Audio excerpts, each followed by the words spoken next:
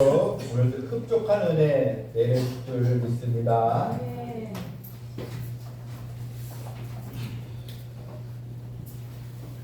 한 번 이 실패는 병가지 상사라는 말이 있습니다. 전쟁에서 한 번 패하는 것은 흔한 일이다, 이런 뜻입니다. 사람은 누구나 실패를 합니다. 실패하지 않는 사람은 한 사람도 사실 없습니다. 긴 인생 중에 우리도 여러 번 또 실수와 실패를 하기도 합니다. 147, 805 이런 법칙이 있습니다. 이 숫자는 최초로 전기를 개발한 에디슨은 147번의 실패를 했고, 또 최초로 비행기를 개발한 라이트 형제는 805번의 실패 끝에 성공했다. 그래서 147, 805 실패 법칙 이런 말이 또 생기기도 했습니다. 문제는 그 실패를 어떻게 처리하느냐에 있습니다. 실패를 잘 처리하면 오히려 그 인생은 플러스 인생으로 살아갈 수가 있습니다.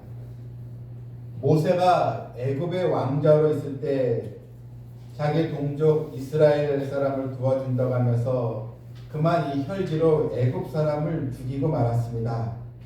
자신의 힘을 믿다가 실패를 한 것입니다. 하지만 모세는 그 일로 플러스 인생을 살았습니다. 광야로 도망갔지만 거기서 40년 동안 하나님께로부터 훈련을 받게 되었고 위대한 하나님의 지도자로 쓰임을 이제 받았습니다. 예수님의 수제자라고 하는 베드로도 예수님이 붙잡혀 가시던 날에 스디슨 실패를 이제 경험합니다. 그는 끝까지 주님을 난 지키겠습니다, 이렇게 단호하게 이야기를 하고 큰 소리를 쳤던 베드로였지만 예수님께서 잡혀가시자 어린 그 여종 앞에서 3번씩이나 주님을 모른다고 부인하고 또 저주까지 하기도 했습니다. 주님은 이 베드로의 이 성품을 다 미리 아셨습니다. 주님은 전에 네가 닭이 울기 전에 3번 나를 부인하리라, 이렇게 예언을 하신 것입니다. 베드로가 3번째 주님을 모른다고 했을 때 닭이 또 2번 또 울었습니다. 닭의 울음소리를 듣고 베드로는 통곡했습니다. 예수님께서 가장 큰 이 고통을 당하는 순간에 그가 주님을 배반했다는 이 사실, 베드로에게는 지울 수 없는 그런 또 상처로 분명히 남았습니다. 하지만 부활하신 예수님은 갈릴리 바닷가에서 베드로를 찾아오십니다. 주님은 베드로에게 3번 물으십니다. 네가 나를 사랑하느냐? 또 3번의 말씀, 내 양을 이제 먹이라, 이렇게 사명을 다시 주십니다. 예수님은 그의 실패를 책망하지 않으셨습니다. 대신 베드로와의 그 사랑을 확인하시고 베드로를 실패의 자리에서 초대교회를 이끌어갈 가장 위대한 또 일꾼으로 쓰임을 받게 또 되었던 것입니다. 제자로서 실패한 베드로는 인간의 이 결단 결심이 얼마나 또 연약한 것인가를 뼈저리게 알았고, 그래서 자신의 의지와 힘이 아니고 오직 주님을 더 의지하는 믿음의 이 사도로 변화가 된 것입니다.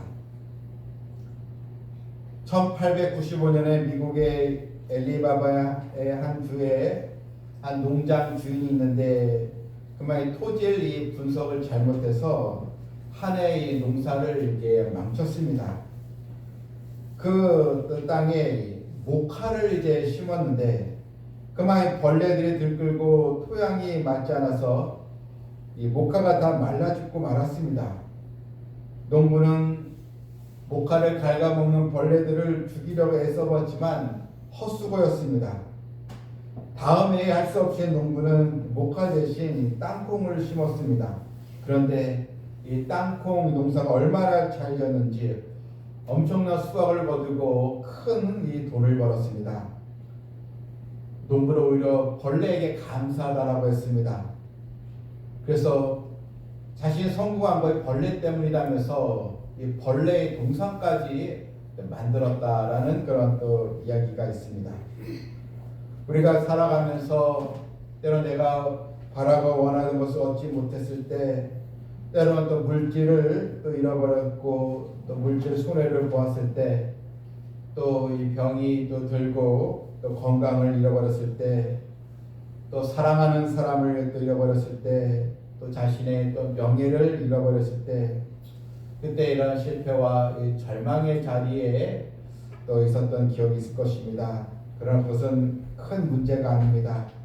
더 큰 문제는 그냥 이 실패와 절망의 자리에서 계속 머물고 있는 것이 더 큰 문제인 것입니다. 오늘 본문에 또 하나의 실패 자리에서 일어선 한 사람을 우리는 만나게 됩니다. 바로 요나라는 이 선지자입니다.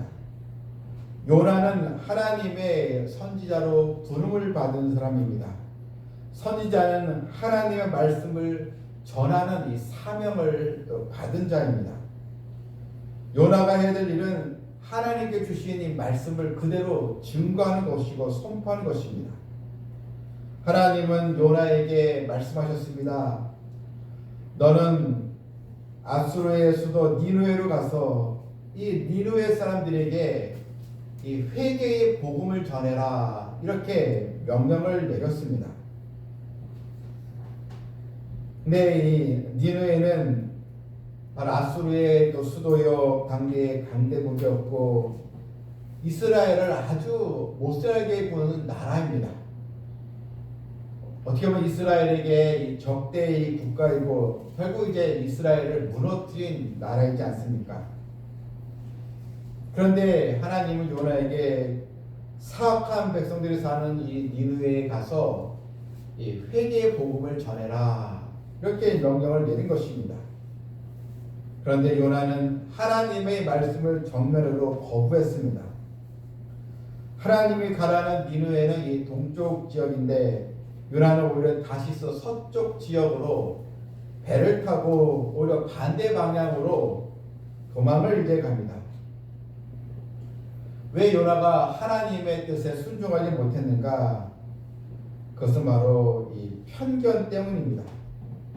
자신에게 잘못된 편견, 저런 민족은 망해야 돼. 자기 편견과 생각에 하나님의 뜻보다는 자신의 생각을 더 앞서서 거절을 이렇게 한 것입니다. 여러분, 편견에 사로잡히고 고정관념에 빠지게 되면 하나님의 뜻을 분별하는 데 큰 이 걸림돌이 됩니다. 하나님의 명을 거슬린 요나는 하나님의 혹독한 징계를 받습니다.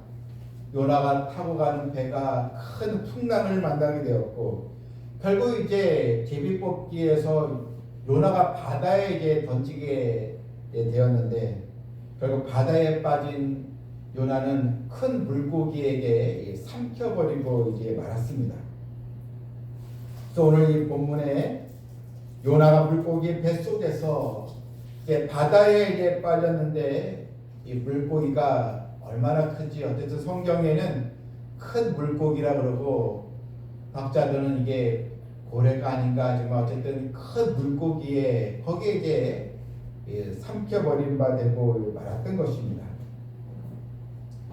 요나의 이 상황은 사람이 경험할 수 있는 가장 절망적인 늪 속에 빠진 것입니다. 이 물고기의 이 뱃속에 빛이 전혀 없는 좁은 공간, 또한 온갖 죽음의 냄새가 나는 물고기 뱃속에서 무려 3일 밤낮을 지내게 됩니다.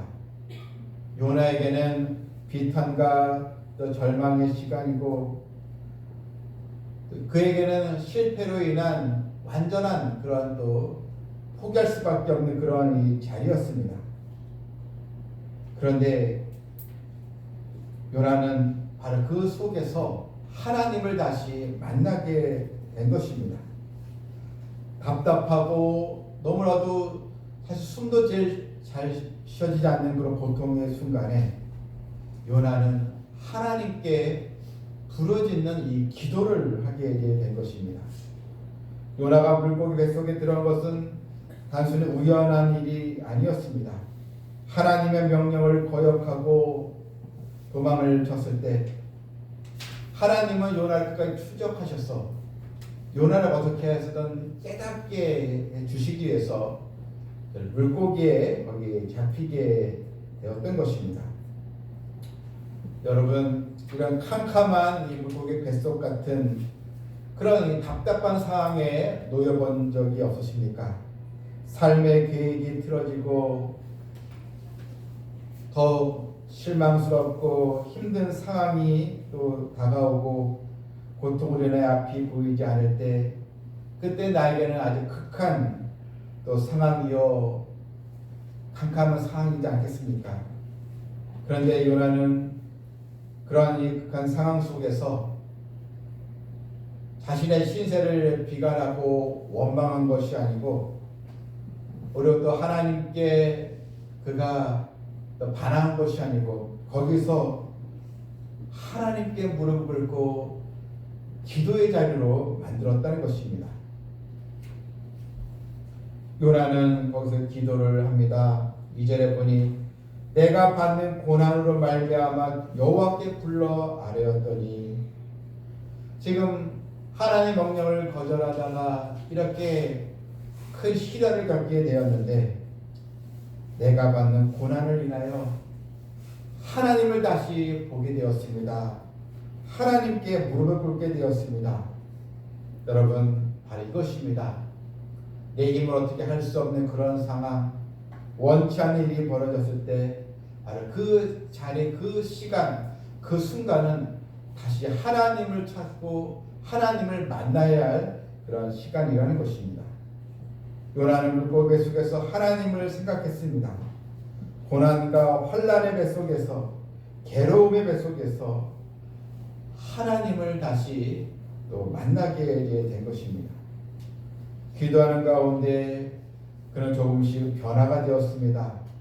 4절을 읽어보게 되면 내가 주의 목전에서 쫓겨났을지라도 다시 주의 성전을 바라보겠다 하였나이다. 하나님을 피하여 도망을 치면서 하나님의 은혜에서 쫓겨났지만 다시 내가 이 성전을 이제 바라보겠다.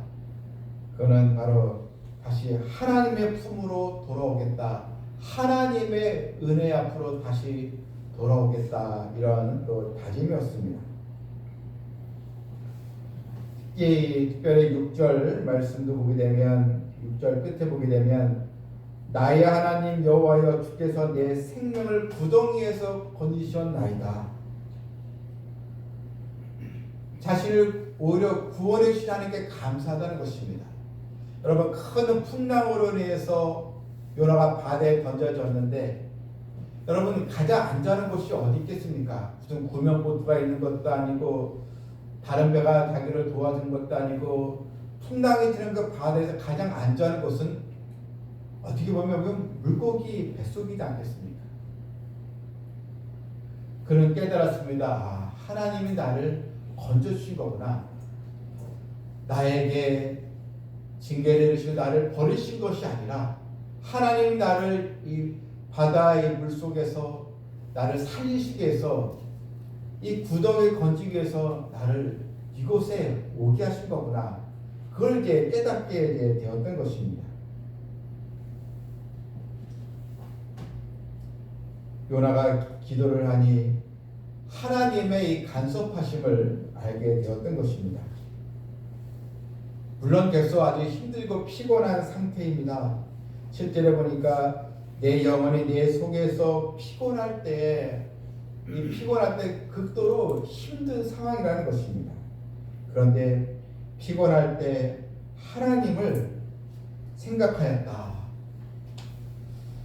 여러분, 우리 인생에 이 피곤이 있을 때 그때 때로는 누군가가 또 나를 도와주면 좋겠는데 이런 마음이 들기도 하지만 먼저 하나님을 생각하는 그런 성도 되시길 이제 바랍니다. 하나님은 나의 모든 형편을 다 아십니다. 내가 살 길을 하나님은 또 아시고 바로 열어주시게 되는 것입니다. 그는 기도가 이렇게 또 마무리가 됩니다.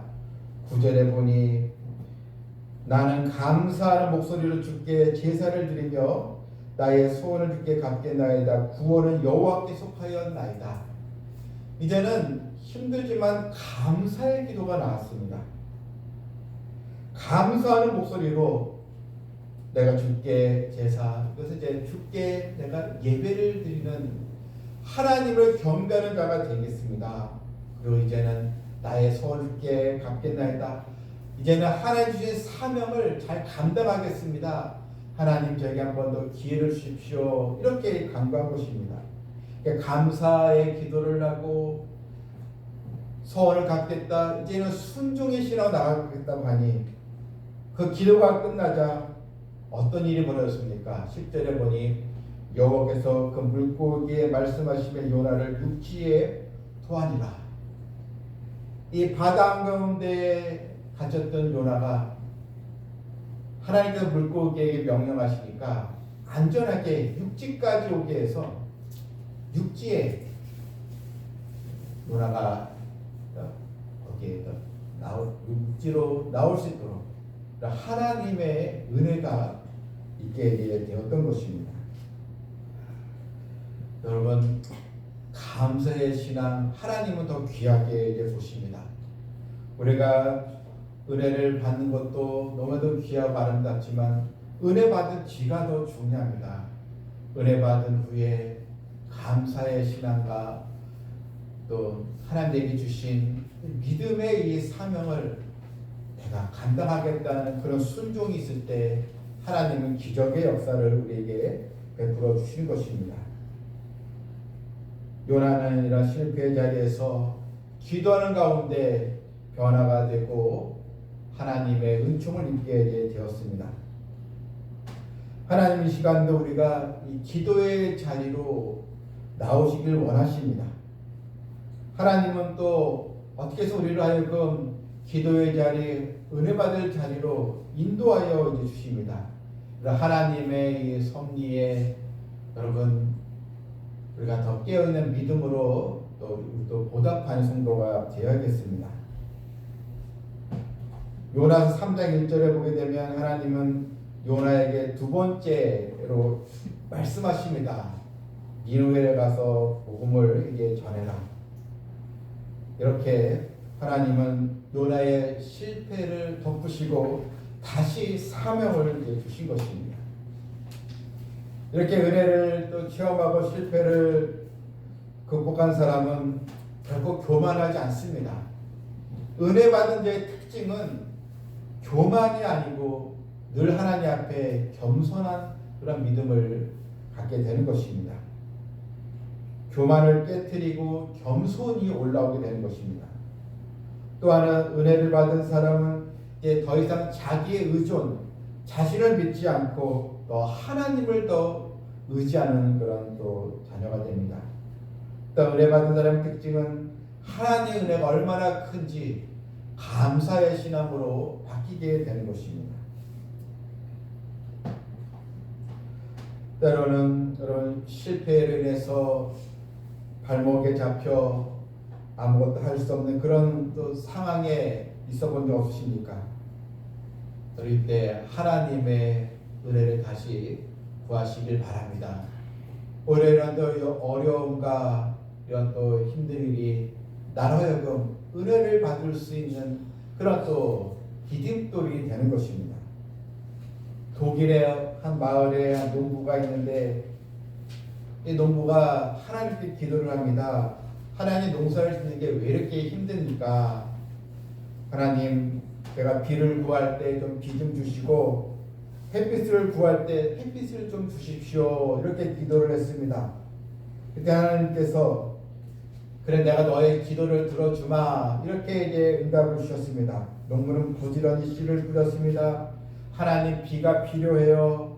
하나님께서 비를 또 내려주시고 하나님 햇빛이 필요해요 하면서 또 햇빛을 주셨습니다. 농부는 부지런히 농사일을 하고 또 가을 저녁에 이 곡식이 이제 익어가는 거 보면서 너무나 흐뭇했습니다. 그런데 추수하려고 보니까 알곡은 적고 오히려 쭉정이가 더 많았습니다. 그는 하나님 이게 어찌된 일입니까? 어떻게 이런 비도 주시고 또 햇빛 주셨는데 왜 쭉정이 왜 이렇게 많습니까? 했더니 하나님께서 이런 말씀을 주셨습니다. 너는 햇빛과 비를 구했지만 이 바람을 구하지 않았다. 곡식이 익으려고 하면 수분 작용을 위해서 바람이 이제 필요한데, 그래서 때로는 이런 바람 폭풍 때문에 곡식들이 또 쓰러지기도 하지만, 그러나 이 비바람을 통해서 곡식들도 열매를 많이 맺는 것이다.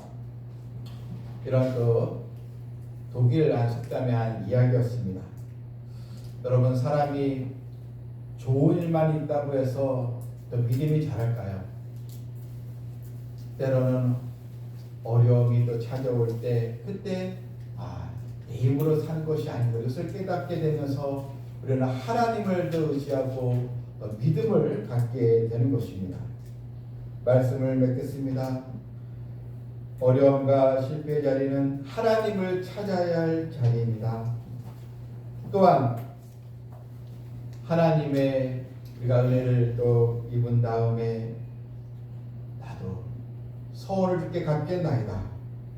주님 영광을 위해서 우리가 또 다시 섬기고 하나님 주신 그 성도의 사명을 잘 또 감당하는 순종의 신앙으로 나가야겠습니다.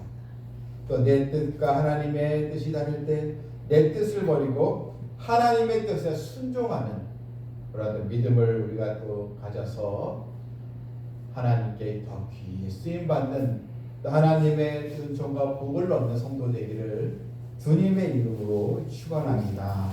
아멘.